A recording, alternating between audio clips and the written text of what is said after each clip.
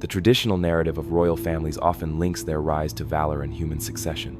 However, an alternative perspective suggests their origins may be far more ancient, stemming not from human lineage, but from a divine selection. This perspective posits a secret embedded within the very genetic makeup of kings and queens, a subtle indication of something beyond conventional human biology. It raises the intriguing question of whether ancient rulers might represent the enduring legacy of divine genetic manipulation. Was their authority truly inherited from ancestral figures, or from advanced beings originating from distant stars? While such a concept might initially appear improbable, resembling mythology presented through a scientific lens, further examination reveals compelling insights. Ancient clay tablets, historical ruins, and persistent biological markers collectively offer a narrative that demands deeper consideration. The genesis of this inquiry begins in the arid lands of ancient Mesopotamia, specifically within the Sumerian civilization. Here, early scribes meticulously recorded histories on clay tablets, not depicting ethereal deities, but detailing powerful beings who actively engaged with humanity, providing instruction, exercising governance, and potentially initiating creation. These entities, known as the Anunnaki, are frequently relegated to the realm of myth. Yet, the specificity of their accounts is remarkable. Beyond their roles as divine figures, a consistent theme is their profound preoccupation with bloodlines, succession, and genetic purity. Numerous narratives emphasize that power was not acquired through merit but through inherited royal lineage. This particular aspect constitutes the core of a significant historical enigma. Embedded within these ancient myths are what appear to be foundational blueprints. Accounts of creation that bear a striking resemblance to advanced experimentation, explicit warnings regarding the imperative to maintain pure bloodlines, and fragmented clues indicating the deliberate encoding of certain traits into the earliest royal ancestries. These encoded elements were evidently intended for long-term endurance, and their implications are only now beginning to resonate with contemporary scientific understanding. The narrative of human royalty, therefore, could represent merely the superficial aspect of a profound, underlying design, wherein ancient rulers were selected not for military prowess, but for specific genetic characteristics. This investigation aims to explore this hidden truth, embarking on a journey through cuneiform insights and suppressed historical accounts, ultimately seeking to unravel one of history's most enduring and closely guarded mysteries. To continue this exploration into the deeper currents of history, it is advisable to maintain engagement with future disclosures on this subject. One might trace their fingers along the rough imprint of cuneiform script etched into clay over 5,000 years ago. Each stroke was deliberate, each symbol an echo. Beneath this archaic language lies the earliest intimation of something extraordinary, an origin story unlike any other. These were not the casual narratives of villagers or campfire tales.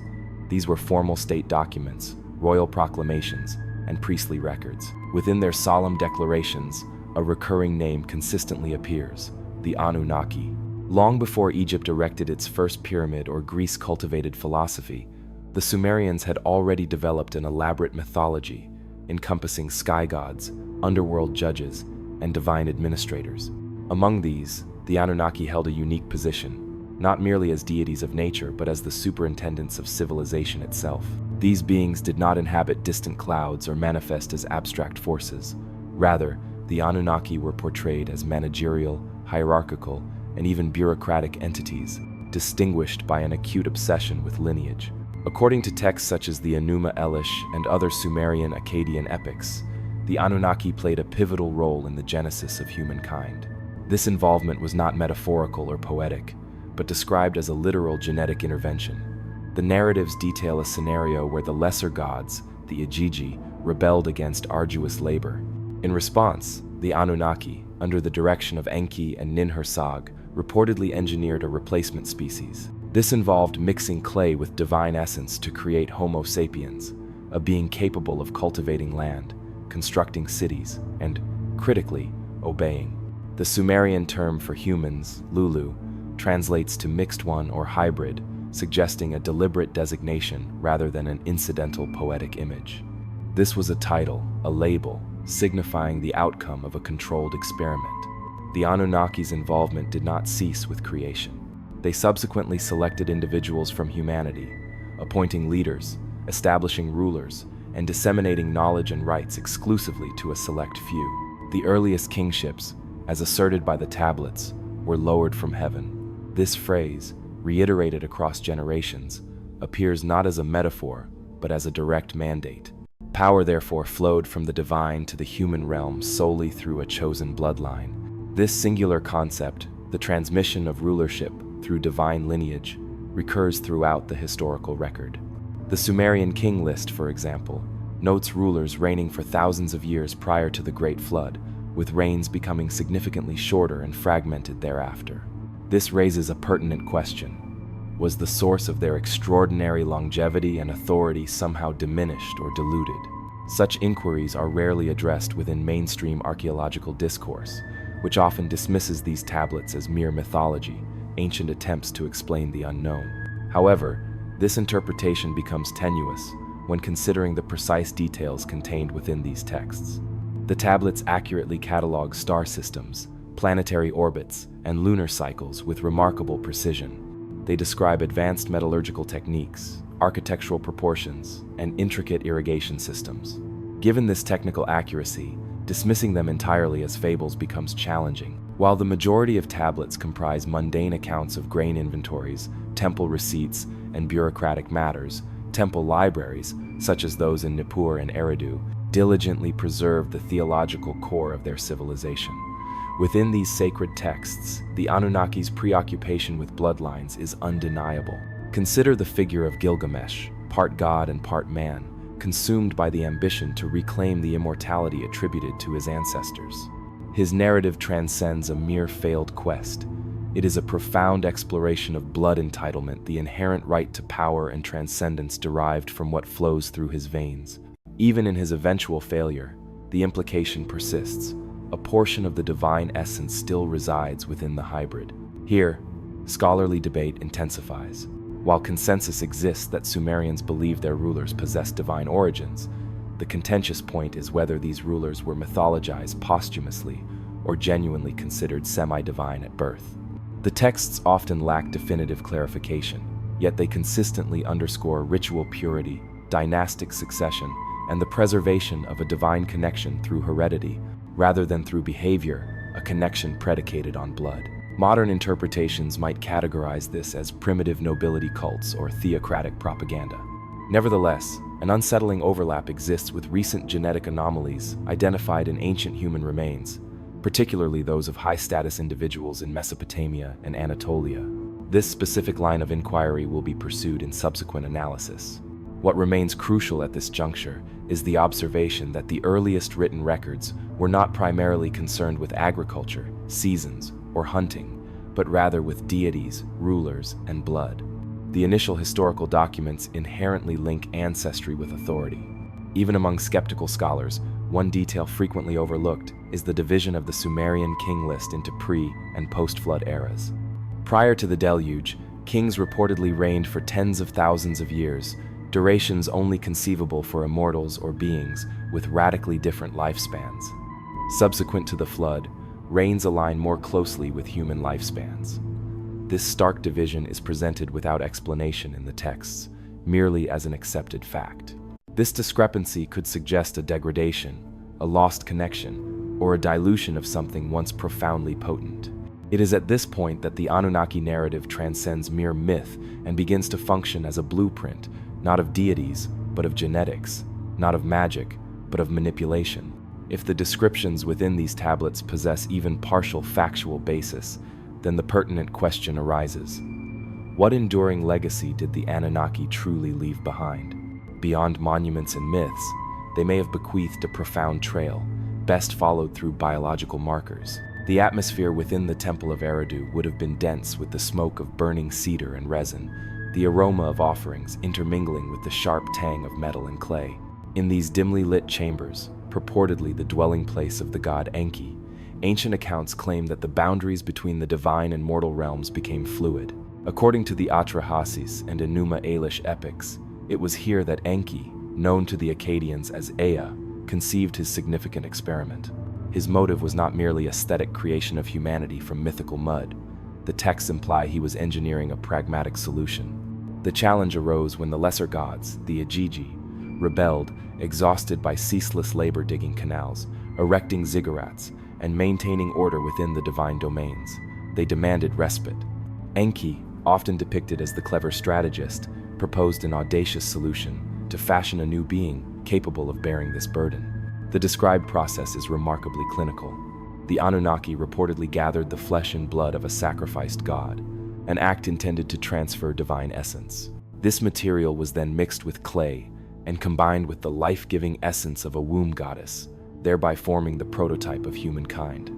This was not a singular birth, but a deliberate creation. The Sumerian word used in the text, tiat, translates to that which binds life, a term that, in modern parlance, strikingly resembles code. For centuries, scholars dismissed such descriptions as poetic metaphors for fertility or creation. However, when viewed through a contemporary lens, the language eerily echoes genetic terminology, the mixing of essences, the binding of life, the purification of seed. In one particularly obscure tablet fragment, Enki is said to have commanded that the mixture be placed into the wombs of birth goddesses. The text states that the first human beings grew within them and emerged smeared with the flesh of the gods. To a Bronze Age listener, this represented a divine miracle.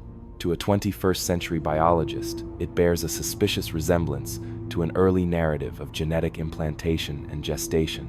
The myth suggests that Enki was not fashioning humans entirely from scratch, but rather modifying an existing life form, perhaps an early hominid whose physical structure could be refined and whose mind could be awakened through the infusion of a distinct essence. Herein lies a fundamental scholarly debate. Some archaeologists propose that such tales allegorically represent the evolution of agricultural symbolism, where the blending of divine and earthly elements signifies the domestication of humanity's environment.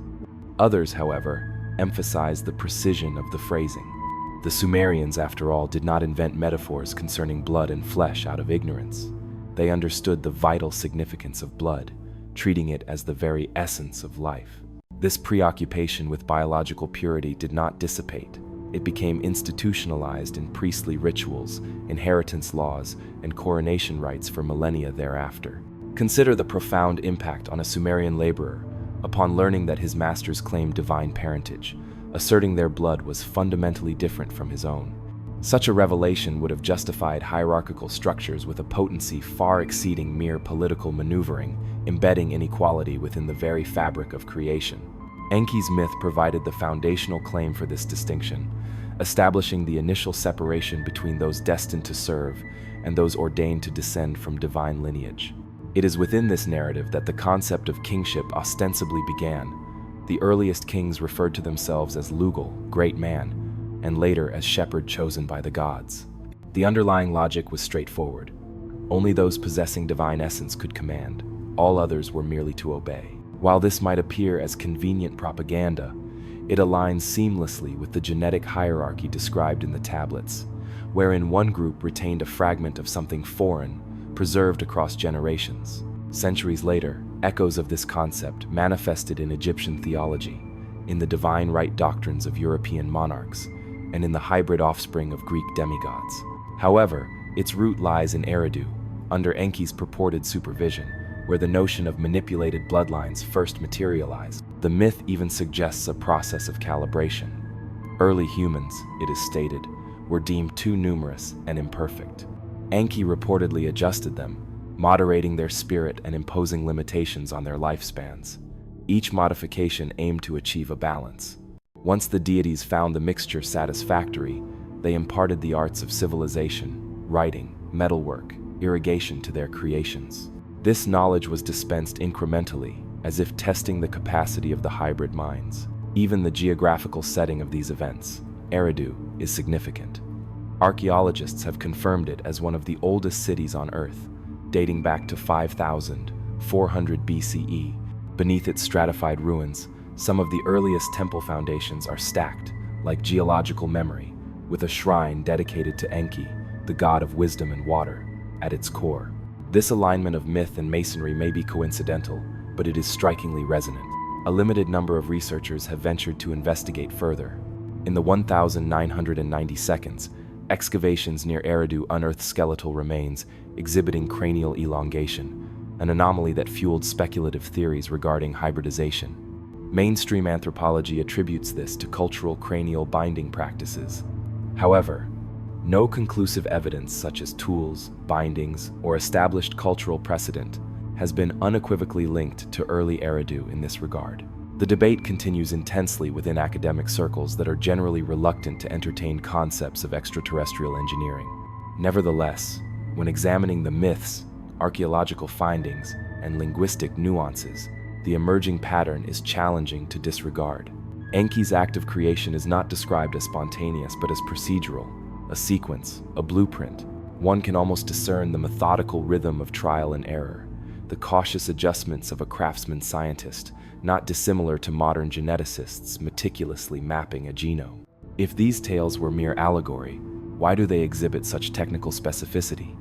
Why the recurrent emphasis on replication, calibration, gestation, and lineage? The Sumerians could have attributed humanity's creation to thunder, elemental clay, or divine thought, but they chose to describe a detailed process.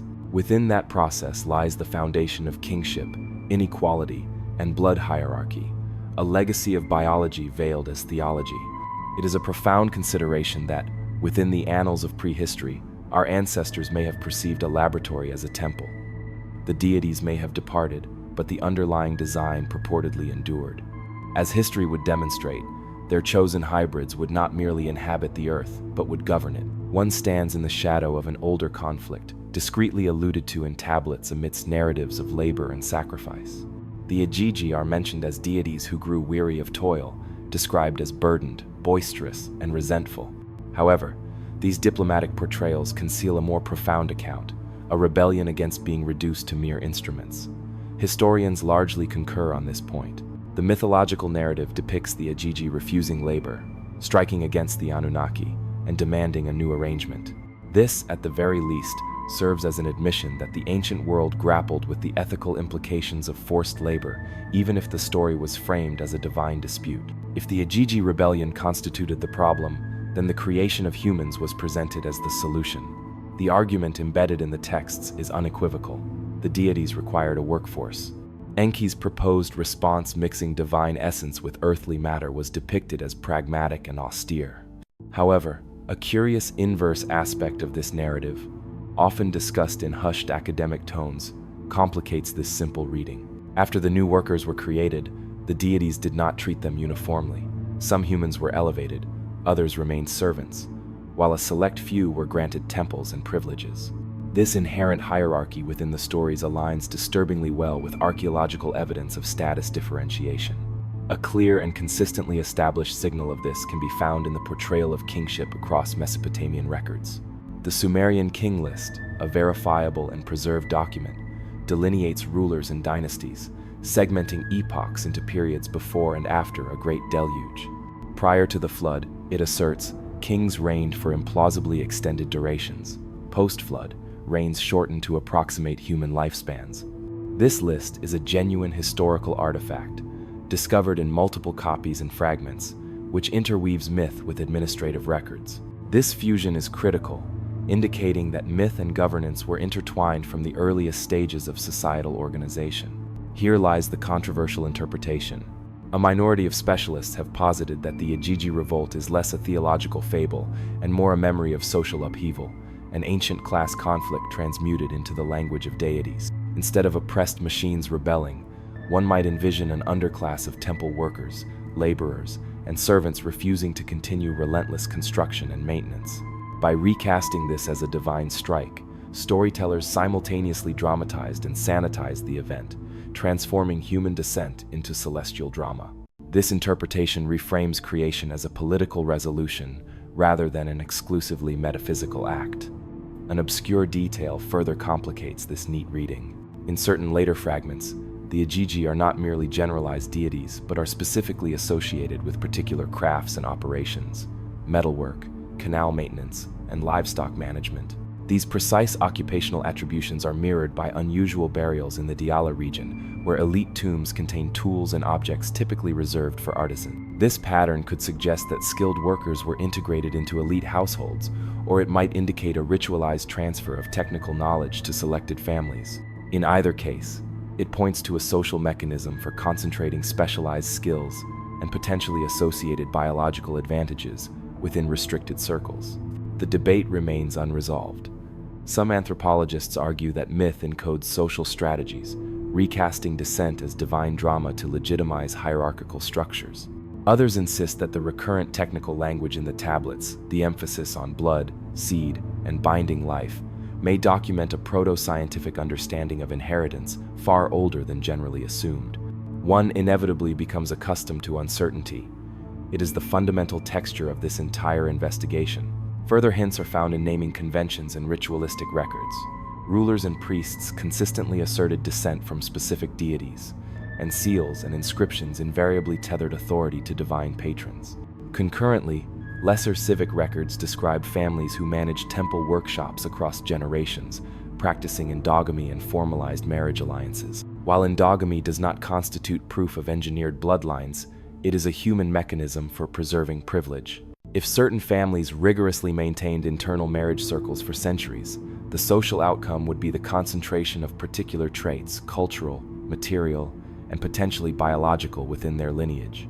A contentious archaeological footnote introduces another dimension. Some graves in early dynastic sites exhibit signs of cranial modification and dietary differentiation, consistent with social elites utilizing body alteration as markers of status. Mainstream scholars typically contextualize such practices within cultural frameworks, attributing them to status signaling, aesthetics, or rites of passage. Fringe interpreters, adopting a less cautious stance, interpret these as echoes of a distinct biological lineage meriting special status. Both possibilities warrant scrutiny. Neither definitively proves divine engineering, yet both necessitate explanation. The mythical narrative itself incorporates a moral calculus. The deities reportedly debated whether to impart to humans skills that would foster greater autonomy. Enki, always the sagacious innovator, expressed concern that excessive knowledge could disrupt divine order. If this appears melodramatic, consider the historical parallel. Early states often confined technical knowledge within priestly echelons. Control over metallurgy, irrigation systems, and record-keeping conferred leverage. Knowledge thus became power, and power became hereditary when the practical means to wield it were confined within specific families. This returns to a recurring phrase, the language of binding life and tempering spirit, an echo from Eridu and Enki's purported laboratory. These phrases are not merely ornamental, they surface repeatedly across administrative and mythical texts. When a later ruler claims his blood is tempered or sealed by the gods, it reverberates with the older creation narrative, an inheritance story imbued with technical undertones. This echo is subtle yet persistent, the kind of rhetorical fingerprint that preoccupies historians. There is also a practical dimension to how elites perpetuate themselves. While myths can sanctify privilege, institutions are its preservers. Marriage alliances, monopolization of ritual performance, comprehensive archives, and the sequestration of specific skills are all historical mechanisms that create de facto lineages of status. Over generations, these social instruments would inevitably produce distinct biological and cultural profiles among ruling families. The central question remains whether this profile was merely cultural or if it reflected deliberate biological selection. It is intriguing to note the consistency of human behavior across epochs. Deities create workers, humans establish castes, and both invent narratives to justify these structures. One might imagine the deities engaged in an ostensibly inefficient committee meeting. Fewer complaints are required, someone declares.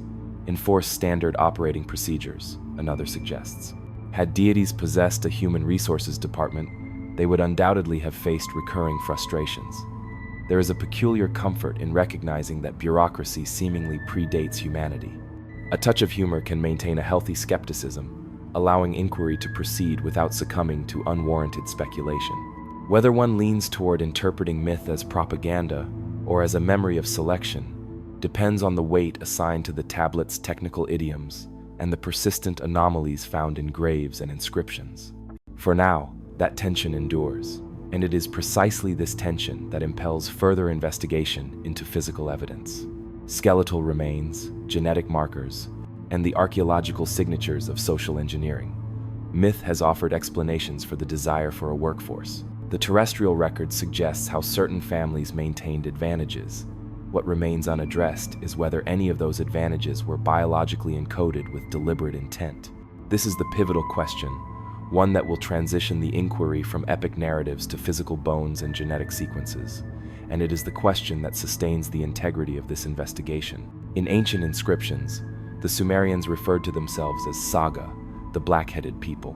This was not a poetic embellishment or a derogatory term, but a self-designation meticulously carved into clay and preserved for millennia. Scholars have long debated its precise meaning. Was it literal, figurative, symbolic of wisdom, loyalty, or divine favor? Or could it be a remnant of something older, an identifier, perhaps of a group with a specific origin, a characteristic carried not merely in their skin or language, but embedded deeper within their blood? One might examine the phrase closely, observing its appearance in administrative tablets, royal decrees, and hymns. It is invariably declarative, often conveying pride. The black-headed people were depicted as favored by the gods, recipients of language, mathematics, and the calendar. They were endowed with kingship, architectural knowledge, and irrigation techniques. Yet, there is a subtle implication that few scholars openly articulate. If they were the black-headed, then distinct others existed who were not. These others might have differed not in hair color or language, but in bloodline. While the myth does not explicitly state this, it allows for such an inference. Now, consider this alongside contemporary genetic findings. Over the past decade, researchers have successfully extracted mitochondrial DNA from remains excavated at ancient Mesopotamian sites, particularly from the royal cemetery at Ur. These individuals, interred with considerable wealth and ritual significance, belong to a social stratum far above ordinary citizens. Their skeletal remains narrate a tale of privilege, diets rich in protein, taller statures, and lower incidences of disease. However, one specific sample proved anomalous, not for what it clearly revealed, but for its incongruity. This specimen, cataloged discreetly in a genetics journal, contained a rare haplogroup not commonly found among the surrounding populations of the same epoch. Its origin curiously traced not to the Arabian Peninsula or Anatolia, from where many Sumerian migrants are presumed to have originated, but to a lineage more frequently observed in isolated communities within the Caucasus region. This anomaly was attributed to long-distance trade or elite intermarriage, yet it persisted a data glitch, an outlier without a convenient explanation. This is where the inquiry becomes particularly compelling. That same HLA group, or one remarkably similar to it, reappears with peculiar consistency in contemporary populations, not broadly distributed, but concentrated in highly specific clusters. Elite bloodlines in southern Iraq, isolated families in southeastern Turkey, a noble lineage in Armenia, and even faint indications within scattered Sephardic Jewish communities whose oral traditions recount a lost priesthood. This alignment might be mere coincidence, but such coincidences begin to strain credibility when confronted with repetition. A phrase encountered earlier, tempering the spirit, in some translations is rendered as refining the essence. The Sumerian word Z is multifaceted, meaning breath, life, force, or even soul. However, in this specific context, many linguists contend it denotes inheritance, something passed down, not simply taught. The Anunnaki narratives frequently allude to the necessity for balance, the precise mixture of divine and earthly elements. When the black-headed people are extolled, it is often in conjunction with this ideal. Their obedience was not the sole factor. Their significance lay in their being the right blend. The king list once again offers subtle corroboration. The earliest dynasties appear to have been centered not in populous urban centers, but in compact sacred sites such as Kish and Eridu. These were not merely demographic hubs. They were ceremonial zones, places where bloodlines were meticulously curated, not simply governed. If kingship was indeed lowered from heaven, then perhaps those initial monarchs were not chosen from among the populace, but rather strategically inserted. This leads to a disquieting interpretation. If one group was designated as rulers by virtue of their ancestry, then another group, presumably the majority, was consigned to servitude. This parallels, in many respects, the caste systems that later emerged in India, the divine right monarchies of Europe, and even the tribal hierarchies of ancient Israel. In each instance, a biological inheritance is invoked, subtly or overtly, to justify dominion. One controversial historian once directly posed the question: if we discovered an ancient genetic marker, existing exclusively in royal graves and elite priestly remains. Would we acknowledge it as divine blood or merely label it privilege? The answer depends on one's underlying assumptions, but the very act of posing the question highlights the diminishing distinction between myth and scientific model. Obscure details are often found hidden in the margins. Temple hymns contain references to purification rituals, described not merely as spiritual but as biological lines detailing the washing of seed, the filtering of essence, and the anointment of lineage. These rites were performed on kings prior to coronation, on brides before temple marriage, and on infants before presentation at the shrine. They were not solely symbolic. They may have served a diagnostic function. One surviving ritual tablet even includes a rudimentary diagram of the human body, with specific points marked along the spine, skull, and abdomen. Mainstream scholars interpret this as a primitive medical chart. However, the marks exhibit a striking alignment with chakras, acupuncture points, and, most curiously, nerve centers associated with hormonal regulation. Why would a Bronze Age temple concern itself with such anatomical precision? Why meticulously mark the pineal gland? The academic debate on this is intense. Some propose syncretism, the borrowing of ideas across continents. Others whisper about lost knowledge. However, the presence of such anatomical detail within a purportedly mythical document is challenging to dismiss. If the black-headed people were subject to monitoring, measurement, and even testing, then the deities were perhaps less concerned with devotion and more with tangible outcomes. There is also a more subtle callback, one that connects to the Ajiji revolt. When humanity was created to undertake labor, the deities specifically fashioned workers from the clay of the Apsu. This was no ordinary mud, it was sacred, and the Apsu itself was situated deep underground, the domain of Enki, the reservoir of fresh water, and metaphorically, of hidden essence. The creation narrative asserts that the clay was mixed with divine blood. However, what if the true ingredient was not blood in the conventional sense, but genetic material extracted from below? This is a speculative leap, yet in myth, as in metaphor, direction carries significance, and descent into the earth, or into the genetic code, is always a journey into origins. One begins to ponder whether the term black-headed signified less about external features and more about inherited status. Were the chosen people black-headed, or were they marked? Did they possess a silent, recessive, invisible marker for centuries, one that still lingers within the margins of modern populations? And so, one follows the thread, a label, a marker, a name that initially appears poetic but gradually takes on a diagnostic quality. The black-headed people were more than a cultural designation. They represented a distinct category. If this marker can be identified, it may finally elucidate why the deities chose them and what legacy they ultimately bequeathed. Beneath the Sumerians lay a quieter civilization, less renowned, less monumental, yet perhaps far more enigmatic. Long before the Akkadian kings, and even preceding the cuneiform script that documented the Anunnaki, existed the curious settlements of the Ubaid culture. Their temples were modest, their tools rudimentary, and their legacy largely silent, save for one detail that stubbornly persists: their statues.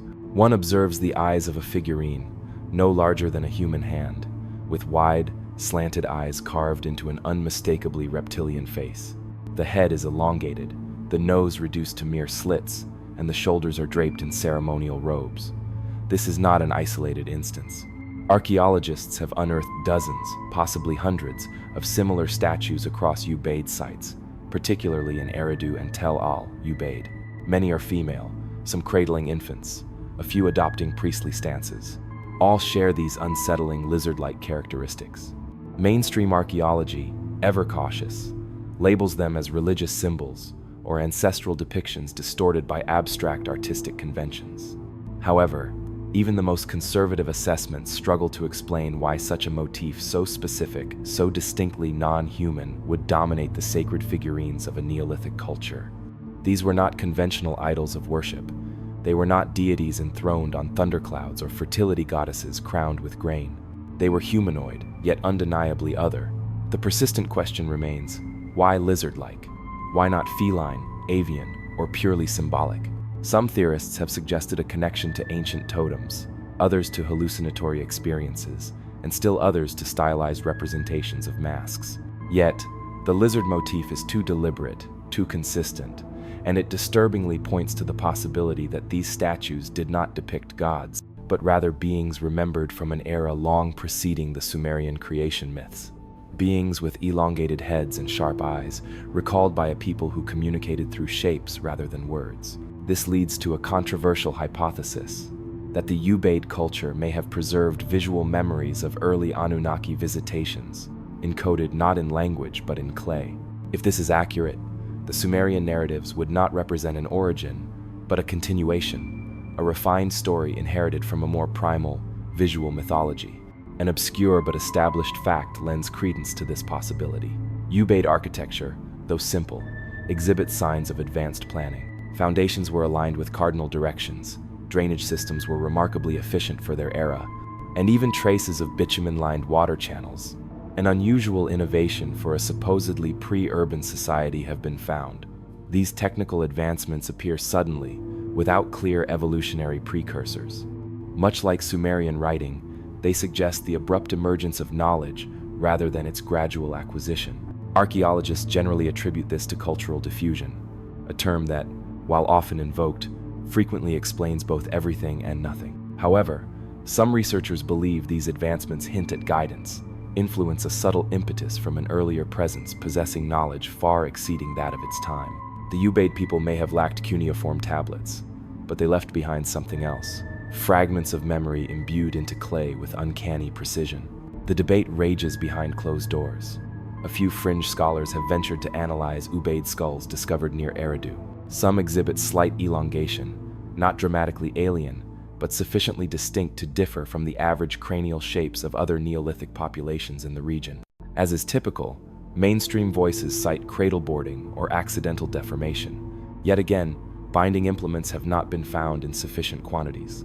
Furthermore, why would a small rural culture engage in such a consistent practice, and exclusively for specific individuals?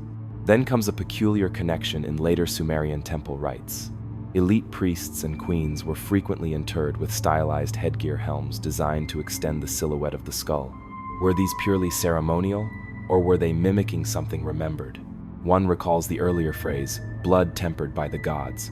Now, imagine that phrase descending through centuries, through generations who no longer spoke the language of the Anunnaki, yet remembered the distinct shape of their faces. They might no longer comprehend why the lizard priest cradled the infant, but they remembered her eyes, her stature, the way she stood in silence, as if observing a world to which she did not entirely belong. And now, the disturbing possibility emerges, linking back to the concept of the black-headed people.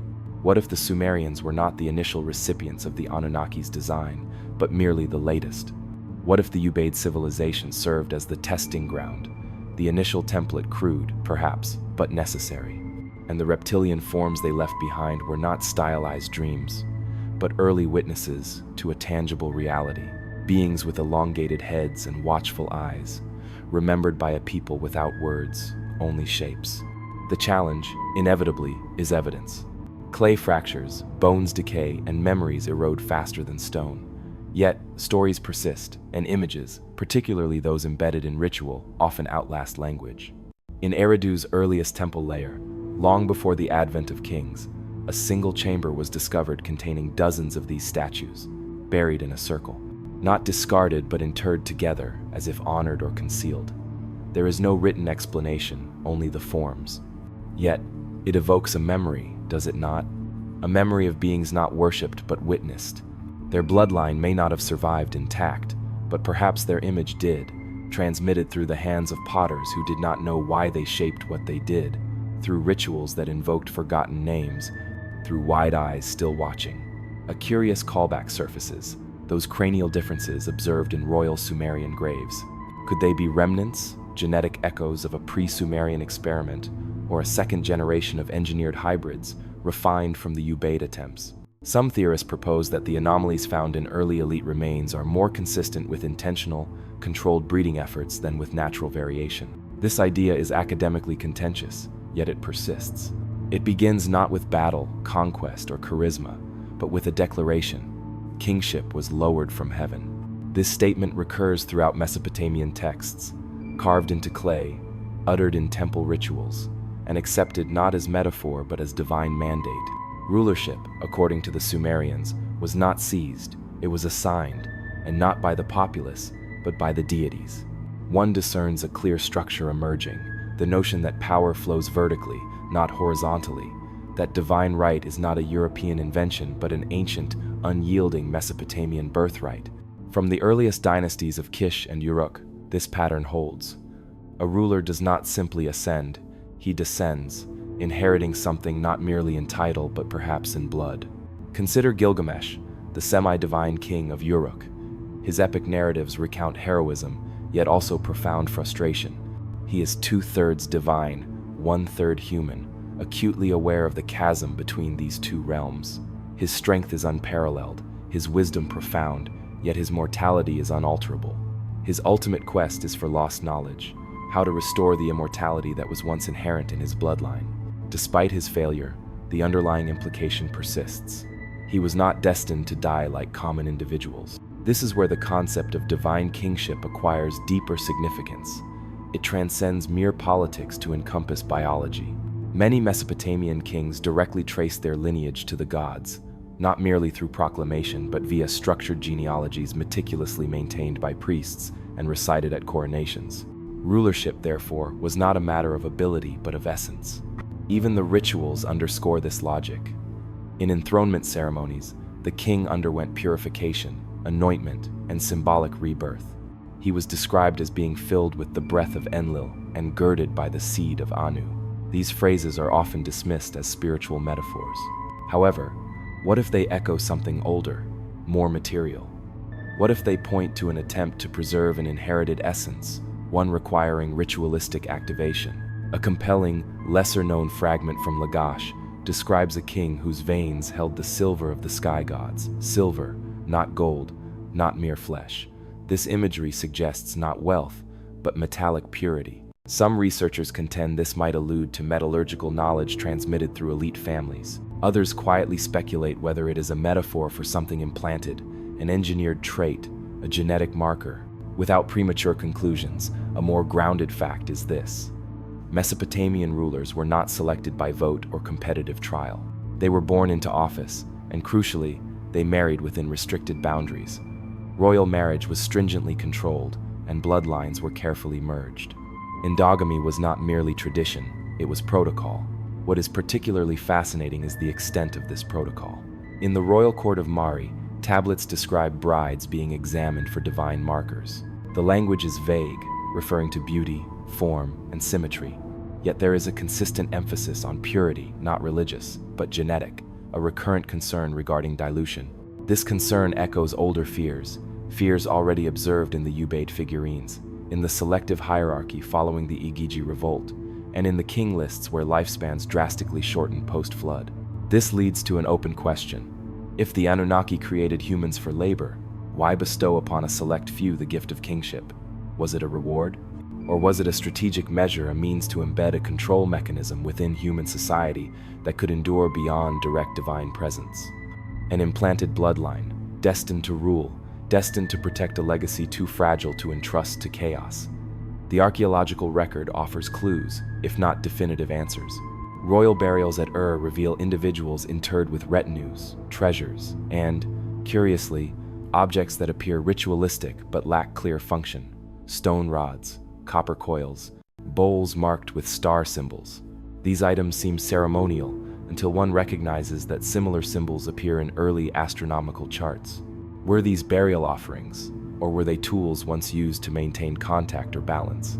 Another layer emerges from comparative analysis. Across dynasties, rulers consistently adopted the same titles. Shepherd of the people, chosen by the gods, son of Nanar, bearer of the holy seed. These titles imply transmission, inheritance, not through effort, but through inherent right, not merely a religious right, but a biological entitlement. And here, a callback to the myth of Enki's creation. The earliest humans are adjusted, tempered, calibrated. They are not static, they are refined. It logically follows that kings, being those closest to the original blueprint, might be perceived as the least diluted, the most preserved, and that this preservation would become an overriding obsession. Consider the case of Lugal-Zagessi, the king priest of Umma. In one inscription, he asserts that the gods opened his head to the stars. This sounds poetic until one realizes it echoes descriptions of surgical trepanation found in early Mesopotamian remains. Some skulls exhibit healed openings, indicating controlled, purposeful procedures. Was this an early form of cranial modification, or something more profound, an attempt to open the vessel to interface with the divine? A controversial artifact from Sippar further fuels this inquiry. A ceramic tablet, fragmented and disputed, containing symbols that some interpret as a spiral double helix. While most scholars dismiss it as stylized rope, a handful argue it represents part of a larger schematic, an image too specific to be accidental. If true, it might constitute the earliest depiction of what is now recognized as DNA. Even if such a specific interpretation is considered too speculative, the broader pattern remains. Kingship, as practiced in ancient Mesopotamia, operated as a closed circuit. Rulers were neither elected nor chosen by merit. They were born into office, and the circumstances of their birth were meticulously scrutinized. Not merely lineage, but specific traits, not just ancestry, but observable manifestation. One follows the bloodline from creation myths to ritual protocol, from hybrid priests to star-born kings. And still, the question intensifies. What precisely were they preserving? What was so precious, so vulnerable, that it necessitated being shrouded in temple rites and sealed with incense? Etched into basalt, standing tall like a frozen verdict, the Code of Hammurabi rises not merely as a legal document, but as a symbolic monument. Most perceive it as a compilation of laws, an early testament to governance carved in stone. However, upon closer examination, beyond the codified rules and deeper into the preamble, something more ancient begins to resonate beneath the text, something not solely concerned with justice, but with origin. Hammurabi commences his code by unequivocally declaring that his authority derives from Anu and Enlil, the sky god and storm god, respectively. He does not state that the gods merely approved his laws. He explicitly states that they appointed him king. This distinction is crucial. This divine mandate is not earned. It is inherently embedded, akin to a genetic signature concealed beneath the curls of cuneiform script. Hammurabi is not merely a powerful ruler. He is a vessel, chosen not for intellect or fairness, but for the lineage of his ancestors. This claim, in isolation, is not unique. However, the subsequent laws reveal a peculiar preoccupation with lineage purity and the valuation of blood. For instance, wounding a commoner's arm incurred a fine. Wounding a noble's arm often resulted in the loss of one's own. Causing a miscarriage in a temple priestess was not merely a crime, but a cosmic transgression. The social tiers are not metaphorical.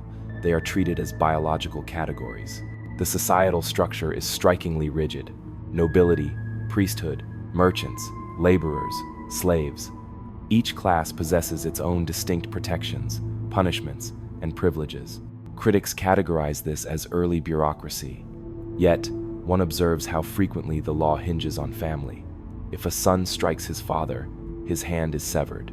If a builder's substandard work leads to the death of a noble's son, the builder's own son is put to death in retaliation.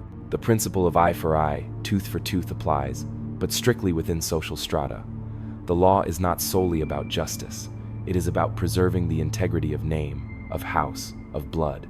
One overlooked provision concerns adoption. A man may adopt a child, but if that child fails to behave as a true son, the adoption can be revoked. The phrase true son possesses multiple layers of meaning. Scholars typically interpret it behaviorally. However, what if it also carries a biological implication? What if early Mesopotamian law recognized an unspoken truth, that kinship was not merely emotional or social, but genetic? Herein lies a significant controversy. A few linguists contend that the word used for son in key passages, maru, derives from a root associated with seed or line, implying not just any offspring, but a carrier, a continuation. If this interpretation is correct, Hammurabi's laws are not merely protecting citizens, they are protecting bloodlines, the ancient equivalent of DNA rights management. Furthermore, the temple economy warrants consideration.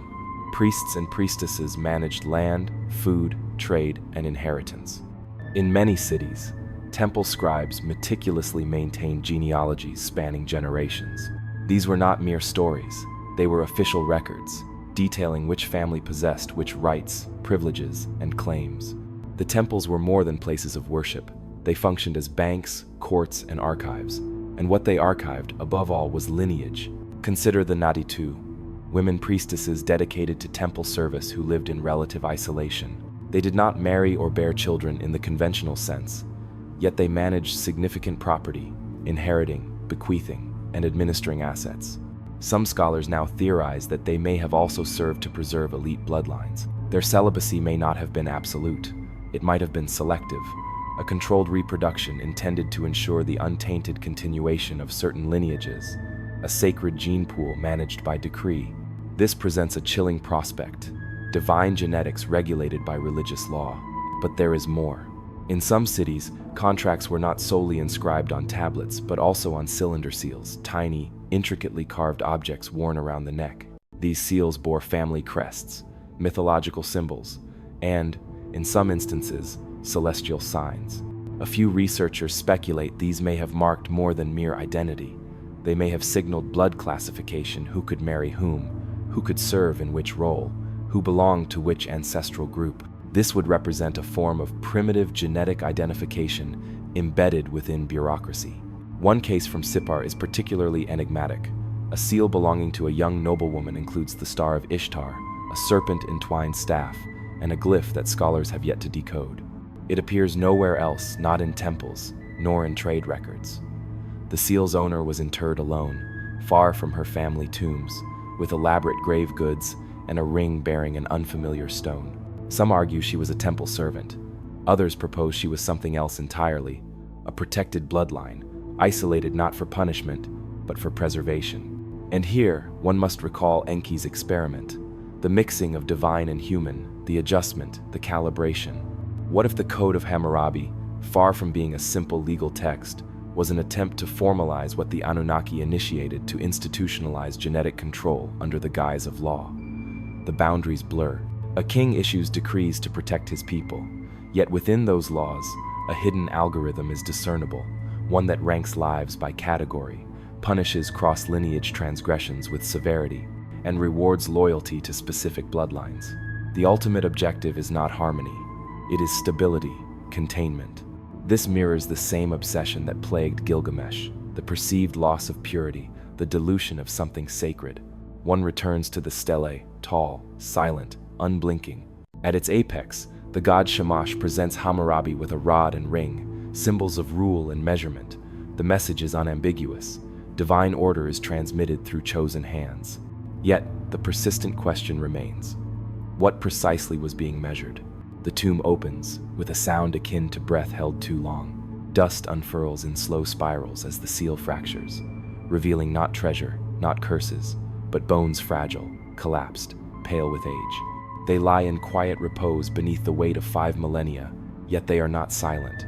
For what resides within those bones, coiled, degraded, yet persistent, is the most intimate record of all, the genetic code. At the Royal Cemetery of Ur, the most celebrated Sumerian burial site, archaeologists uncovered a profound spectacle of death.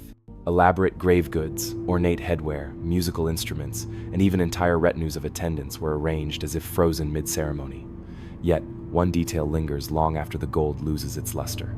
In several elite tombs, researchers recovered skeletal remains containing sufficient biological material for modern genetic analysis. This undertaking was inherently risky, fraught with issues of degradation and contamination. However, when fragments were finally sequenced, something unexpected emerged. A few samples, a distinct minority, displayed anomalies. These were not mutations in the conventional sense, but genetic signatures that did not align with the surrounding populations.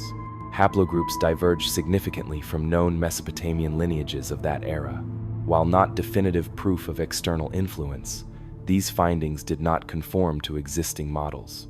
Scientists, with characteristic caution, labeled the data as outlier. Yet, as history often demonstrates, it is precisely with outliers that new trails begin. The specific haplogroup in question, though rare today, appears with curious consistency in elite remains from later Near Eastern dynasties, Hittite kings, priest kings in Ugarit, and even one perplexing fragment from an early Assyrian temple leader. This pattern suggests a continuous thread, not broadly distributed within the general populace, but confined within the corridors of power. The bloodline, it seems, did not merely dilute, it was strategically transmitted. One study, not widely publicized, compared mitochondrial DNA from the tombs to modern regional populations. Most samples matched expected profiles. However, one individual, a woman interred with ritual headgear and a lapis lazuli necklace, exhibited a genetic sequence found today only in isolated communities in the Caucasus, and remarkably, in parts of Western Europe. The implications were ambiguous: trade, migration, or something entirely different. An ancestral branch that traversed not by caravan, but by decree. The data, of course, is incomplete. Preservation is infrequent, samples are limited, and the boundary between theory and interpretation can become tenuous. Nevertheless, the anomaly persists. It raises an uncomfortable possibility that Sumerian elites were not simply wealthier or more powerful, but biologically distinct. This concept is not readily embraced in academic circles. The notion that ancient ruling classes might have maintained a separate genetic identity borders on taboo, too easily echoing discredited 20th century theories. Yet, when divested of ideological bias, the biological question remains valid. Were certain traits, mental acuity, resilience, longevity, observed and preserved? And, more pertinently, were they intentionally implanted? This harkens back unmistakably to Enki's calibration of humankind. The narrative recounts that early humans were deemed too boisterous, too unruly. The deities became frustrated, adjustments were made, lifespans were shortened, instincts dulled, language fragmented. However, some, perhaps, were maintained closer to the original model, refined, not reduced. In Gilgamesh's narrative, the king is 2/3 divine, 1/3 human. This arithmetic makes little genetic sense unless interpreted symbolically. Perhaps it represents a ratio of influence rather than inheritance. Perhaps Gilgamesh's lineage retained a higher percentage of the original Anunnaki template, an elite hybrid destined to rule, yet burdened with the curse of mortality. Here, the narrative becomes even more intriguing. A lesser-known site near Lagash yielded a small tablet describing a purification rite for newborns of noble birth. The ritual involved exposure to specific minerals, incense formulated from mountain sap, and the recitation of a chant invoking the keepers of the seed. Most dismiss this as a standard blessing procedure. However, the chant contains a peculiar instruction that the child's eyes be examined for the glint of the elder light. Is this a metaphor or a discernible physical trait? Could it refer to specific iris patterns, retinal responses, or something more esoteric, something observed but not fully comprehended? An obscure medical text from the city of Nippur includes sketches of heads with varying cranial profiles. One depiction, labeled kingship, shows extended parietal bones, consistent with elongation. This connects back to observations of Ubaid figurines and again to royal burials. Even today, archaeologists debate whether these forms were cultural or congenital. Yet, their consistent appearance across centuries, cities, and dynasties is too persistent to disregard. Crucially, this is not an argument for Sumerian rulers being extraterrestrials. That constitutes the pitfall of superficial speculation. Rather, the focus is on a blueprint, a deliberate, sustained effort to preserve specific traits across generations. If the Anunnaki indeed initiated this project, the Sumerians may have subsequently become its stewards, whether willingly or not. One of the most overlooked anomalies resides in the city of Shuruppak. Remains of a presumed priest-king were discovered with traces of a rare condition, mirror, image organ placement, known as situs inversus. In modern populations, this is exceedingly rare and typically benign. However, what is intriguing is that this skeleton also exhibited an unusually dense bone structure, an asymmetrical limb, proportions a genetic fluke, or the residual evidence of ancient intervention. The investigation appears to loop back to the black-headed people, to the Anunnaki's design, and to the codified laws that safeguarded inheritance with surgical precision. Repeatedly, power is not merely exercised, it is born, and born distinctly. One examines the bones again, quiet, dignified, stubbornly mute. Yet, their spiral code whispers more profoundly than prophecy. Not every individual carried the divine spark, but some did. And their descendants may still exist among us, uncrowned, unaware, yet indelibly marked. The wind sweeps across the ancient plains of Mesopotamia, and amidst the dust of that memory, a man walks in solitude, responding to a summons not from a temple, but from the heavens. His name is Abram, subsequently known as Abraham. His narrative, familiar to billions, underpins the foundations of Judaism, Christianity, and Islam. However, beneath its theological significance lies something more ancient, more peculiar, something that may connect this patriarch not merely to divine promise, but to divine programming. According to the book of Genesis, Abraham is chosen by God, extracted from the city of Ur of the Chaldees, and given a distinctive covenant. He is promised land and descendants as numerous as the stars. Yet, there is also a physical imperative: circumcision, a ritual cutting, a mark upon the flesh. This is not merely symbolic, it is binding. God declares that this sign shall be in your flesh for an everlasting covenant. For the first time in Scripture, obedience is not solely an act of the heart but of the body, and not just the individual body, but the entire bloodline. This event is typically interpreted as an act of religious devotion, an external symbol of faith. However, when viewed through the lens of previous discoveries, the Anunnaki's preoccupation with biological legacy, divine selection, and blood purity, it acquires a different resonance. Circumcision transcends mere ritual to become biometric compliance, a sign signifying this lineage is registered, this family is chosen. Recalling earlier threads the Sumerian elite, divine kingship, the selective breeding of rulers all point toward the management of genetic traits concealed beneath a theological veneer. Abraham's narrative appears to bear the same fingerprint. A divine entity contacts a single man, removes him from a polytheistic world, alters his identity, and issues a multi-generational promise, one contingent not upon his beliefs, but upon his progeny. The instructions are notably clinical. Every male must be circumcised on the 8th day. Why the 8th day? Biologically, this is the point at which a newborn's blood clotting mechanisms naturally stabilize, a fact unlikely to have been known by a Bronze Age herdsman. This detail represents either an extraordinary coincidence or evidence of inherited technical knowledge. In either case, it is strikingly precise. Furthermore, Abraham's wife, Sarah, remains barren well into old age, a detail repeatedly emphasized. Then, miraculously, she conceives. Isaac is born, the chosen child, and the covenant continues. However, what if this is interpreted not as a miracle but as an intervention? If Sarah's conception is the result of divine assistance, perhaps even manipulation, then Isaac becomes the product of something more than chance. He is the next iteration in a managed bloodline, a process that reportedly continues for generations. Selective favor, precise pairings, and recurrent themes of infertility resolve solely through divine contact. This eerily echoes the Anunnaki's earlier experiments in creating humankind attempts that necessitated gestation, tuning, and meticulous calibration. Enki's initial design may have faltered, but over time, the lineage could have been refined. Abraham's family might not have been random recipients of faith. They may have represented the next phase of a very ancient project. A less commonly known but established historical fact reinforces this perspective. The city of Ur, where Abraham's journey commences, was not merely a religious center. It was a nexus of astronomical observation and priestly record-keeping. The ziggurat at Ur housed a temple dedicated to Nana, the moon god, whose cycles governed time and fertility. This was precisely the kind of environment where divine contact would be recorded, not only in prayers, but in rigorous protocols. Some fringe researchers have even highlighted parallels between Abraham's God and earlier Mesopotamian deities.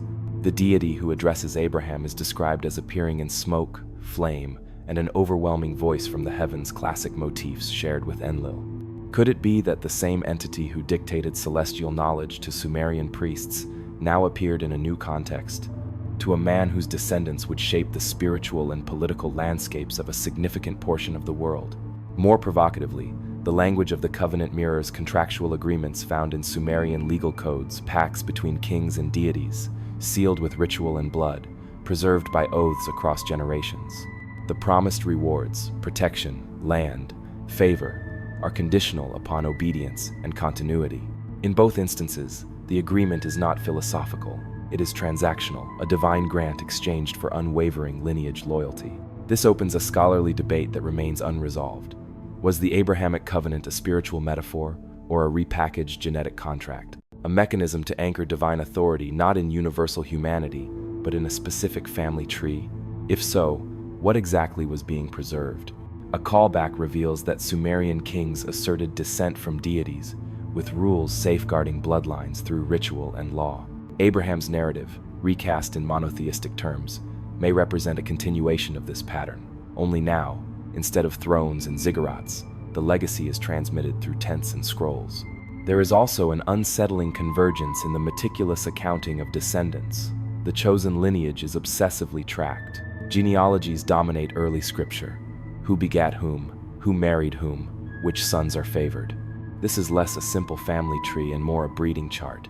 Every generation must be accounted for, corrected, aligned. This preoccupation transcends mere cultural practice.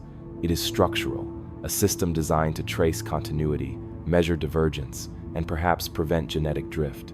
The linguistic roots further reinforce this pattern. The Hebrew word for covenant, beret, shares its root with bara, meaning to cut or to separate. This dual meaning, agreement and incision, again manifests in flesh and blood. This lineage is chosen. This body is marked. One steps back, contemplating the vast entanglement of names and nations that emerged from one man's conversation beneath the stars, and wonders, was he chosen because of his faith or because of his genetic code? The sun ascends differently over Egypt. It does not merely illuminate, it exalts. Golden rays cascade down temple columns, casting shadows, like memories, onto the sand. In this land, kings were not simply rulers, they were deities. Their blood was not metaphorical, it was a direct mandate. And once one looks beyond the lotus and limestone, a disturbingly familiar pattern begins to emerge. Pharaohs, much like their Sumerian counterparts, claimed direct descent from the divine. Every coronation ceremony, every hieroglyph on pyramid walls, every coffin text reiterated the same message. This was no mortal man. This was Horus incarnate, Ra's earthly vessel, Osiris reborn. And once again, lineage was paramount. The throne was not acquired through contest, it passed by blood. Historians often attribute this to ancient religious imagination. However, the parallels to Mesopotamia run deeper than mere symbolism. Both cultures flourished along fertile river valleys. Both revered a pantheon of sky-born deities. Both believed in gods who descended to rule and subsequently retreated to the heavens. And critically, both enshrined this divine retreat within a specific bloodline, one intended to bridge the chasm between the stars and the sands. Let us begin with an established historical fact. Egypt's first dynasty, particularly the reign of King Narmer, marks the official commencement of pharaonic rule. Yet, the texts describing these early rulers do not originate there. The Turin Royal Canon, a papyrus fragment from the New Kingdom, lists the reigns of the Shemsu-Hor, followers of Horus, who governed prior to the First Dynasty, predating recorded history. Their reigns reportedly spanned centuries, even millennia. This strikingly mirrors the Sumerian king list with its impossibly long pre-flood reigns. Both civilizations positioned their earliest monarchs not within human historical time, but in a golden age of semi-divine rulers. These are not isolated mythologies. They represent recurring structural frameworks. In Egypt's case, the fervent obsession with preserving the pharaoh's body, spirit, and name was not solely about honoring a leader. It was fundamentally about maintaining a vessel, a genetic code, mummification rituals, the opening of the mouth ceremonies, and even elaborate tomb inscriptions served a singular objective: continuity, not merely spiritual but biological. The soul, it was believed, must recognize the body. The name must align with the blood. Here, the controversy intensifies. Some researchers propose that the pharaonic lineage was subjected to rigorous internal management. Marriages were strategic, often involving incestuous unions. Royal siblings were wedded to preserve the divine essence. The well-known cases of Akhenaten and his daughters, or the brother-sister union of Tutankhamun's parents, have frequently been viewed as cultural eccentricities. However, from a genetic perspective, this represents a deliberate, albeit flawed, attempt to maintain a specific purity. This practice had consequences. Modern analyses of royal mummies reveal an increase in congenital defects, immune deficiencies, and skeletal malformations, hallmarks of inbreeding. Such findings suggest a desperate effort, a declining bloodline clinging to a legacy it no longer fully comprehended. A brief callback. Recall Gilgamesh's profound anxiety regarding mortality. Egyptian kings experienced a similar dread. Despite their divine birthright, they deeply feared death, not because they doubted the afterlife, but because they feared losing their place in a sequence, a lineage that might conclude with them. Now, consider Akhenaten, the so-called heretic pharaoh. He abandoned the traditional gods, favoring worship of the solar disk, and radically redefined royal iconography. His portraits depict elongated skulls, narrow faces, and wide hips. For decades, Egyptologists dismissed this as artistic stylization. However, subsequent scans of Akhenaten's mummy, if its identification is accurate, reveal cranial features that correspond to the artistic representations. His skull is unusually elongated. This is not proof of extraterrestrial DNA, but it potentially offers evidence of a familiar trait deliberately perpetuated.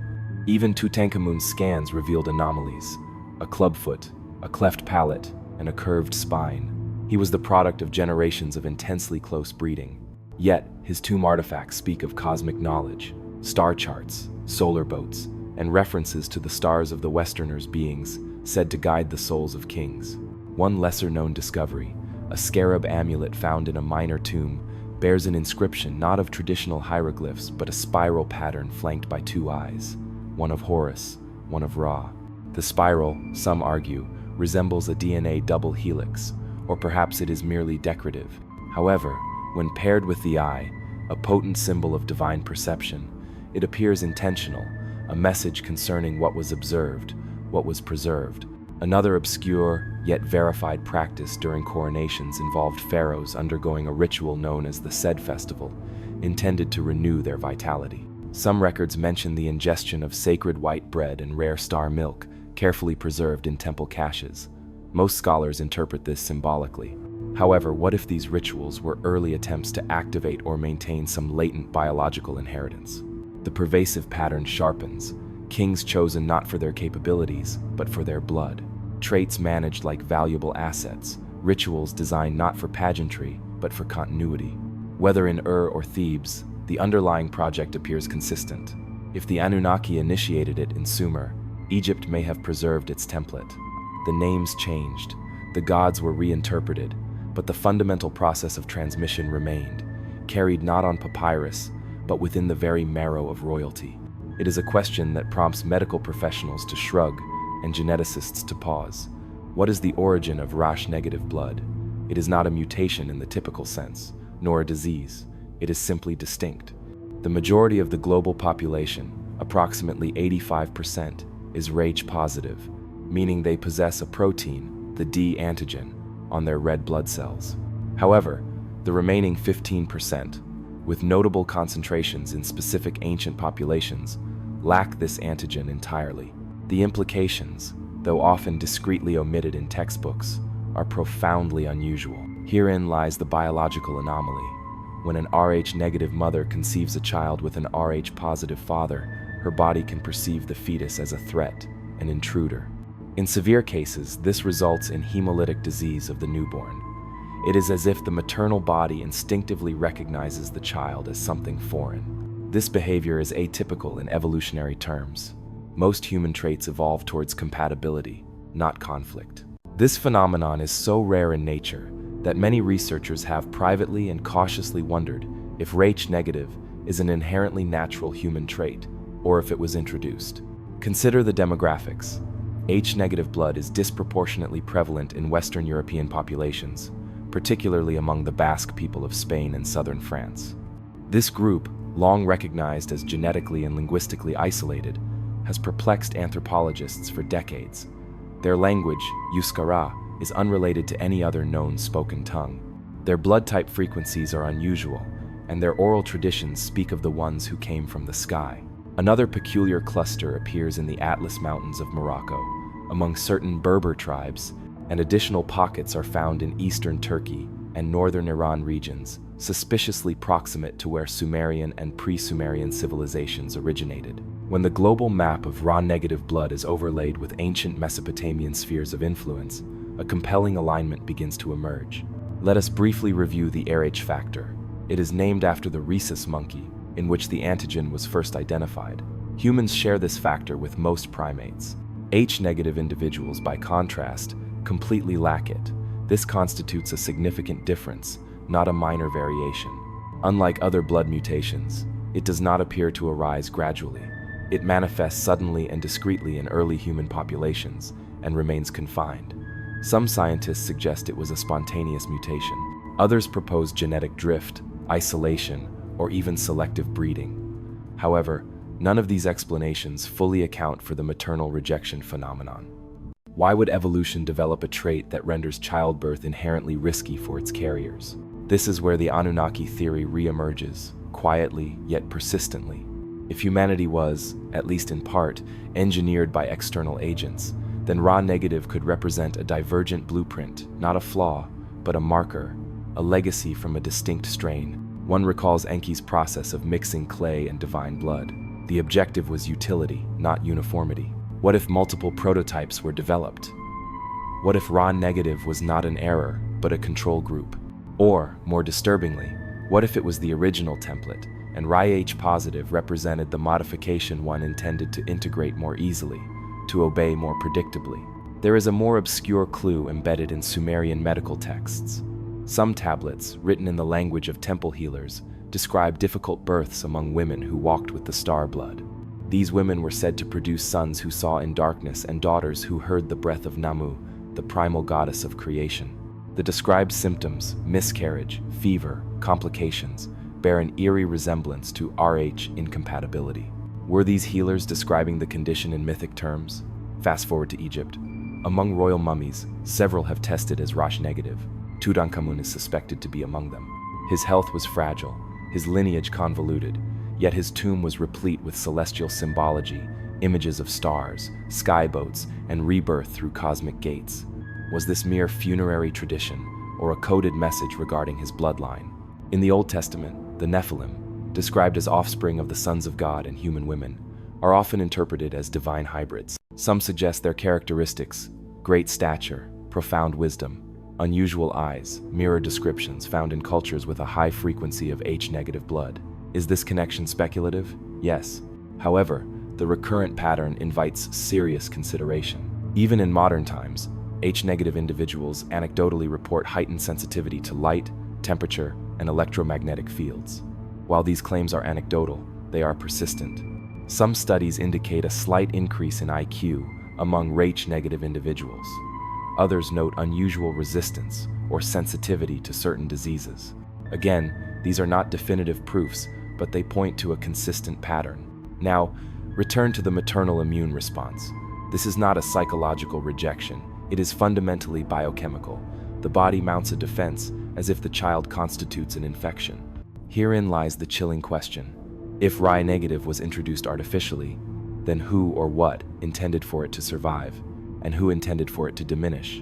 One recalls Abraham's covenant, with its focus on flesh, blood, circumcision, and multi-generational tracking. Was this solely religious, or an attempt to ensure the survival of Ra-negative lineages concealed beneath the surface of larger populations?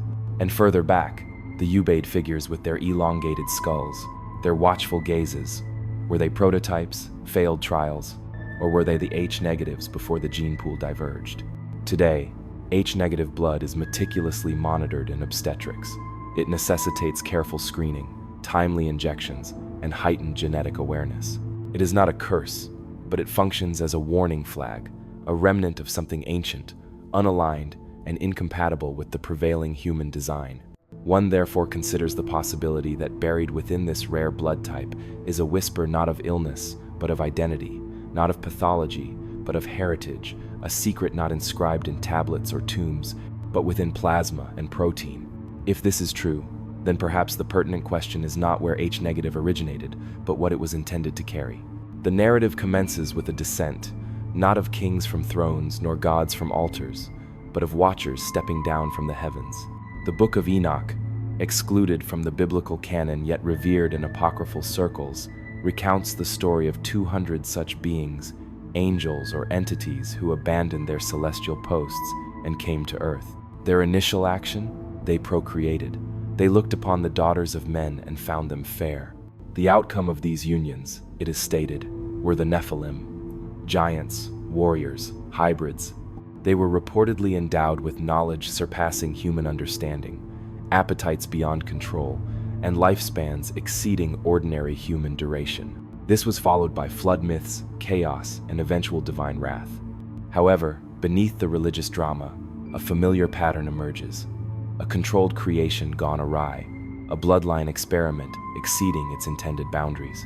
This echoes prior observations, the Anunnaki creating humanity, selectively designating some for kingship, manipulating biology for a specific purpose. Yet, here it recurs with a significant variation. In this version, the hybrids are not sanctioned. They are spontaneous, unauthorized, and dangerous, prompting a swift divine response involving deluge, fire, and subsequent silence. Let us proceed with caution. The word Nephilim derives from the Hebrew root NPL, meaning to fall or to be cast down. Are they then fallen angels, fallen creations, or something even more enigmatic, beings never meant to exist, yet who did? The texts do not provide unambiguous clarification. However, they consistently suggest that these hybrids were physical, powerful, and their traits were inheritable. In Genesis, even after the flood, the intriguing line appears. There were Nephilim in those days, and also afterward. This phrase lingers like a hairline crack in a dam. If the deluge was intended to eradicate them, how did they reappear? Or more precisely, how did their unique traits persist? One potential answer lies in cross-cultural comparison. The Epic of Gilgamesh describes Enkidu, a wild man fashioned by the gods, part divine and part earthly. He is depicted as strong and primal, yet not unintelligent. Greek mythology presents Hercules, son of Zeus, an immortal woman, half god, half man, whose feats far exceeded those of ordinary mortals. The Hindu Mahabharata offers the Pandavas, born of gods through queens, heroes whose bloodlines dictated their destinies. Each of these narratives originates from a different corner of the world, yet the underlying script exhibits remarkable consistency. Beings from above descend, select women, produce extraordinary offspring, and then often vanish, frequently leaving destruction in their wake. This may be myth, but it is myth that recurs. Now, shift focus. The Book of Enoch provides additional details. The Watchers reportedly instructed their human wives in metalworking, enchantment, astrology, and cosmetics. This might appear absurd until one recognizes the implication. Knowledge transmitted as inheritance, selective enlightenment, accelerated development. Does this not parallel Enki's actions with the first humans dispensing divine knowledge ritualistically, while ensuring that only specific lineages received the complete download? An obscure Akkadian tablet describes a star-born child who knew the signs before speech and wrote with light upon the stone. Most scholars classify this as a poetic fable, yet the phrase "wrote with light" reappears in a Ugaritic hymn that references sky-born scribes. Were these narratives merely metaphors for literacy, or do they hint at the same hybrid motif offspring possessing capabilities beyond human norms? Here, the complexity increases. In Mesopotamian records, the term Apkallu is used to describe sage-like beings who emerged after the flood to impart civilization. They were depicted as part fish, part man, and guardians of knowledge. Statues of them often show wings, eagle faces, and frequently, small, purse-like bags, objects whose purpose remains unknown. Are these simply symbols, or echoes of a class of beings designed to bridge the divine and the human, biologically or otherwise? Modern fringe theorists eagerly connect the image of the Nephilim to ancient giants, citing anatomical anomalies found in scattered, often discredited, archaeological excavations, elongated skulls, oversized femurs, and burial mounds purportedly containing unusually large skeletons. While most of these claims falter under rigorous scrutiny, a few remain as curious footnotes. A 7-foot skeleton unearthed in 19th century Syria, interred with bronze tools too large for average use, or the mound in the Ohio Valley, where early archaeologists noted the remains of abnormally tall individuals buried in rigid, almost ritualistic postures. The pursuit here is not sensationalism, but consistency, the idea that beings with non-human traits existed, were remembered, and were either deliberately integrated into or extinguished from the human story. The deeper question is whether these crossbreeds were mistakes or prototypes. One recalls the Watcher's punishment in the Book of Enoch. God condemns them not for their descent, but for imparting knowledge, for providing humans access to tools, symbols, and understanding. Does this sound familiar? In the Sumerian tradition, Enki is both creator and rebel. He bestows upon humanity the Me, the tablets of destiny, against Enlil's wishes. In both instances, knowledge is forbidden, and those who share it are penalized. This harks back to Hammurabi's code, the laws that safeguard bloodlines and punish transgressions across social tiers. Was this structure inherited from an older fear, a fear not of rebellion, but of unauthorized hybridization? Now, integrate H-negative blood into this synthesis, a trait that causes maternal rejection, a blood signature that does not conform to the base model. What if some Nephilim traits survived, not in sheer size or strength, but in blood chemistry? Traits that did not vanish after the flood, but rather faded, dispersed, and remained hidden until someone traced them anew. One returns to the initial question: were the Nephilim a myth, a warning, or a remnant of an older project, one that blurred the line between creator and created? A line, perhaps, that still quietly courses through the veins of certain families, certain rulers, certain bloodlines. And if it does, who continues to observe? It is often presumed that secrets are deeply interred beneath layers of dust and ruin. However, some of the most unsettling truths do not necessitate excavation. They have been meticulously filed, cataloged, and quietly shelved in palaces, monasteries, and university basements across the globe. These archives speak not in myths or metaphors, but in genealogies, medical records, and ritualistic instructions. The narrative of the Anunnaki bloodline may have receded from public view, but it never truly vanished. Let us commence with an established historical fact. Numerous royal houses, spanning from Europe to the Near East, maintained exhaustive genealogical records. These were not merely for ostentation or ceremony, but functioned as instruments of legitimacy. A monarch's claim to power was not founded on charisma. It was meticulously traced, name by name, generation by generation, back to a divine or semi-divine source. Frequently, this connection was openly fabricated. However, sometimes these records exhibit an eerie precision, with gaps subtly filled by strategic marriages, cousins reunited, and entire lineages redirected to ensure the continuity of a specific trait, a claim, a right. The Merovingians of France, for instance, were said to descend from a sea creature that impregnated the wife of their first king. Most historians dismiss this as legend, an attempt to mythologize a founding dynasty. Yet, in the lexicon of ancient symbolism, sea creatures often represent knowledge originating from subterranean or extraterrestrial realms. Merovec, the child purportedly born of this union, was said to possess second sight and an unnatural calm. These descriptions echo ancient traits attributed to the offspring of the Watchers, and even earlier, to the sons of Enki, who were said to carry the spark of instruction. The Vatican Archives, one of the most rigorously guarded libraries globally, house extensive genealogical scrolls tracing the bloodlines of European noble houses, often revealing suspicious overlaps. Some even indicate cross-referencing with ancient Hebrew priestly lineages, suggesting that the preservation of certain biological traits transcended geographical, linguistic, and theological boundaries. Scholars are rarely granted full access to these documents. The official justification is fragility. The underlying reason, perhaps, is that certain patterns are deemed too provocative. In 1979, a sealed cache of cuneiform tablets was discovered amidst the ruins of Sipar, most detailed tax records and offerings. However, several reference the House of the Celestial Gardeners, a priestly class tasked with the tending and pruning of royal seed. The phrasing is peculiar: kings as plants, bloodlines as gardens. The records further describe a ritual performed every 7 years to cleanse the root and renew the branch. The precise nature of this procedure remains unclear. Was it symbolic, or did it possess a biological dimension? Consider the Ottoman Empire's Topkapi Palace archives. Secret medical notes, written in Persian, refer to members of the royal family undergoing treatment to stabilize the blood. While this could imply practices like leeching, the accompanying sketches depict spiral diagrams, unknown symbols, and references to a legacy factor present in only 1 out of every 7 offspring. Again, this is not definitive proof, but it reveals a consistent pattern. A lesser-known British text from the 17th century, a genealogical analysis by a member of the College of Heralds, makes the unusual claim that the true purpose of heraldry was not to denote status but to signal compatibility. Certain animals, colors, and sigils were designed to correspond or preclude others. The objective: to maintain the purity of the old stream. This phrase appears only once and remains unexplained. However, the author, writing under a pseudonym, was subsequently investigated for subversive cosmological theories. Here is a subtle callback.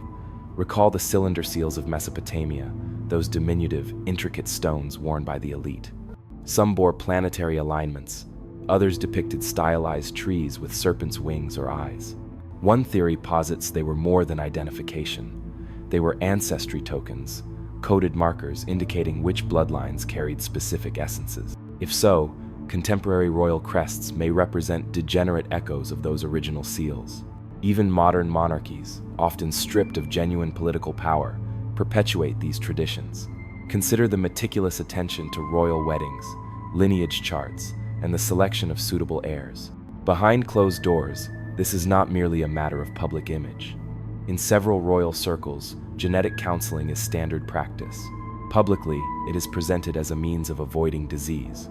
Privately, however, it could constitute a component of a far older program, one concealed not by overt secrecy, but by an appearance of normalcy. The most unsettling implication is that none of this is accidental, that for millennia, humanity has participated, consciously or unconsciously, in the careful selection, refinement, and documentation of traits initiated by the Anunnaki. If this premise holds true, the bloodline has not vanished, it is merely professionalized. So, what remains? A complex web of records, rituals, and subtle practices, all pointing towards a singular, persistent objective, not to preserve memory, but to preserve genetic code. The descendants of the ancient ones are not concealed. They are listed, indexed, and filed. And for those who comprehend how to read between the lines, between the crests and customs, the marriages and markers, they have been in plain sight all along. The archive is not merely a vault of knowledge. It is, metaphorically, a blood bank. Imagine, for a moment, the veil thinning, not violently torn away, but gently, like breath on glass. No trumpets blare disclosure, no earth-shattering revelation, just a quiet unfolding of evidence, a fossilized footprint here, a strand of protein there, a half-forgotten record in a dusty archive. And then, the unsettling realization that the same thread connects them all, a legacy that is not entirely human, yet entirely present. Across temples, tombs, genomes, and myths, this thread has been meticulously followed from Sumerian tablets, whispering of creation by design, to Egyptian pharaohs whose crowns weighed less than their bloodline. From Abraham's covenant, inscribed in flesh, to the anomalies of race-negative blood, from the Nephilim echoing across flood myths, to archives meticulously curating specific families behind velvet ropes. The clues do not proclaim, they do not shout. They hum, quietly and deliberately, like a code awaiting its rightful interpreter. Now, with DNA sequencing technologies mapping humanity in unprecedented detail, we stand at a new precipice. We are no longer solely reliant on legend to trace the past. We are peering directly into the helical staircase of inheritance. And occasionally, we discern steps that should not be there. Anomalous haplogroups, traits that defy geographical distribution, immunity profiles that emerge fully formed, statistical outliers too persistent to dismiss. These patterns point not to a slow, accidental evolution, but to deliberate intervention, a project, a program, perhaps not for all of humanity, but for a select few. We have been taught that kings ruled by divine right, that they were chosen, blessed, and touched by a greater power. But what if the truth is more austere, that they were engineered, not to rule by virtue, but to carry a signal, a protocol, a fragment of something older, transmitted generation after generation, concealed within capillaries and chromosomes? This perspective would elucidate the historical obsession with lineage, the ritualized reproduction, the ceremonial record-keeping, and marriages designed not for affection, but for genetic compatibility. It would explain why rulers have consistently stood apart, not merely in power, but in presence, and why myth and biology so readily converge in the annals of the ancient world. Furthermore, it would explain the profound silence. For to admit that something not indigenous to this earth once manipulated our species, not in legend but in a laboratory, would fundamentally rewrite everything: religion, politics, history, and medicine. The narrative of human uniqueness would shatter. The illusion of an unbroken, uninfluenced ancestry would dissolve. We are thus left with a choice not of belief, but of perspective. To perceive the spiral in the genome as mere accident or as an artifact. To interpret the myths as metaphor or as encrypted memory. To consider that the royal bloodlines of history were not merely born, but deployed. And if this holds true, if even a part of it is accurate, then the Anunnaki never truly departed. They were neither gods nor demons. They were architects, and their blueprint continues to resonate within us. Therefore, observe anew those who govern, those who ascend, those whose bloodlines are traced, tested, and preserved, not for what they have accomplished, but for what they carry. The truth has never been hidden, it has been inherited.